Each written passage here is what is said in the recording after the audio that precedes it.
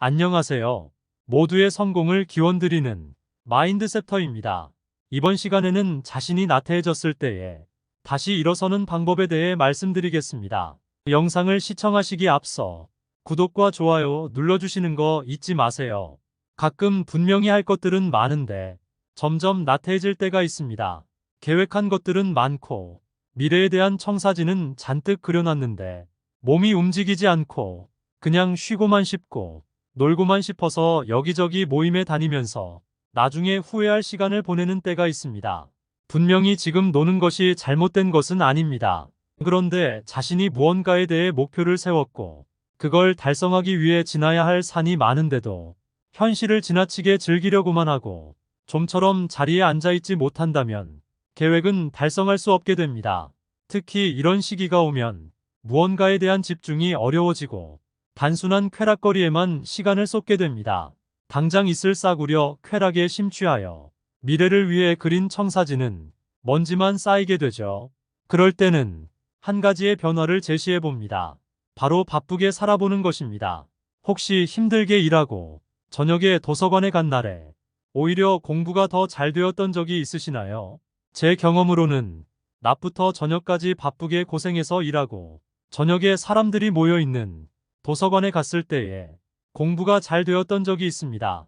일을 할 때에 자신이 차라리 공부를 하는 것이 낫겠다는 생각이 들고 공부를 빨리 해야 한다는 강박 때문에 일을 마쳤을 때에 공부에 집중이 잘 되었던 것이라고 저는 생각하고 있습니다.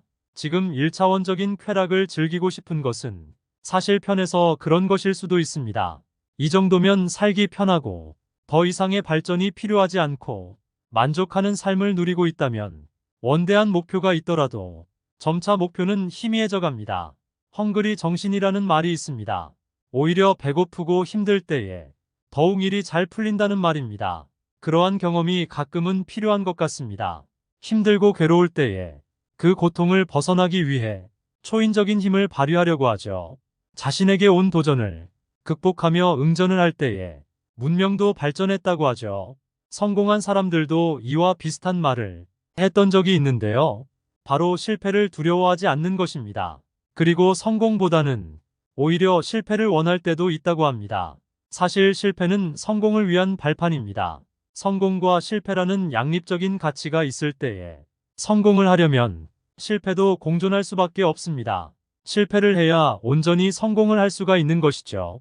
그래서 너무 잘 나가는 사람이 갑자기 실패를 원하는 상황이 있는 것입니다. 현 상황에 만족하면 분명히 떨어지는 순간이 오는데 그 고통의 순간을 미리 작은 실패들로 극복해내는 연습을 해야 하는 것이죠. 우리도 나태한 순간이 왔을 때에 새로 달려갈 원동력이 필요할 때가 있습니다. 그럴 때에는 자신이 스스로를 조금은 좋지 않은 상황으로 밀어넣을 필요도 있습니다. 실패한 느낌으로 무언가가 결핍이 되었을 때에 초인적인 힘을 발휘해서 자신이 계획한 3년치의 계획도 1년 만에 끝낼 수도 있는 것입니다. 성공은 그런 상황에서 더욱 잘 일어나고 불행한 상황에서 맞이한 성공이 더 큰 결과와 성취를 만들어낼 수 있습니다.